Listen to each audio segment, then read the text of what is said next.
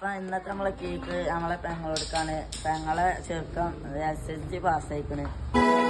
കോരിരുളിൻ പടവിൽ മുന്നിൽ മിന്നിത്തെളിയാൻ പൊന്നിൻ താരത്തിരിയായി നീ